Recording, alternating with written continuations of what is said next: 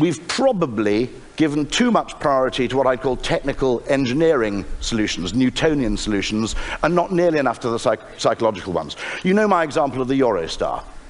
£6 million spent to reduce the journey time between Paris and London by about 40 minutes.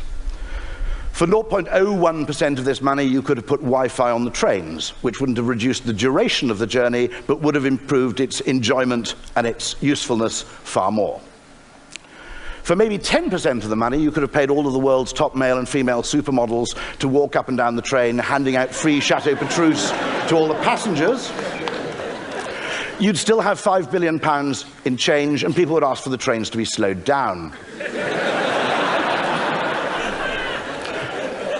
Why were we not given the chance to solve that problem psychologically? I think it's because there's an imbalance, an asymmetry, in the way we treat creative, emotionally driven psychological ideas versus the way we treat rational, numerical, spreadsheet-driven ideas.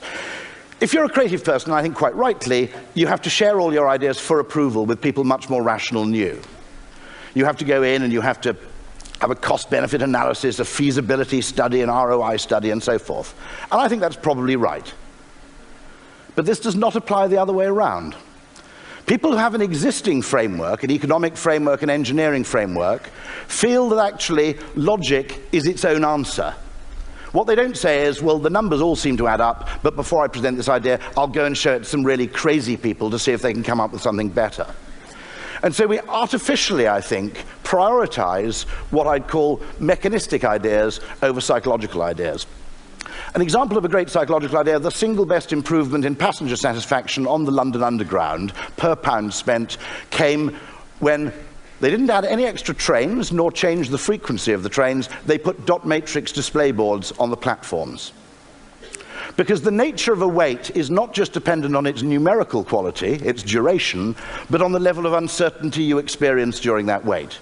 Waiting 7 minutes for a train with a countdown clock is less frustrating and irritating than waiting 4 minutes, knuckle-biting, going, when's this train going to damn well arrive? Here's a beautiful example of a psychological solution deployed in Korea. Red traffic lights have a countdown delay. It's proven to reduce the accident rate in experiments. Why? Because road rage, impatience, and general irritation are massively reduced when you can actually see the time you have to wait.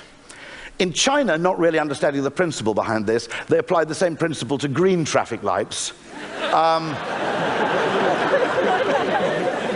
Which isn't a great idea. You're 200 yards away, you realize you've got 5 seconds to go, you floor it. The Koreans very assiduously did test both. The accident rate goes down when you apply this to red traffic lights, it goes up when you apply it to green traffic lights.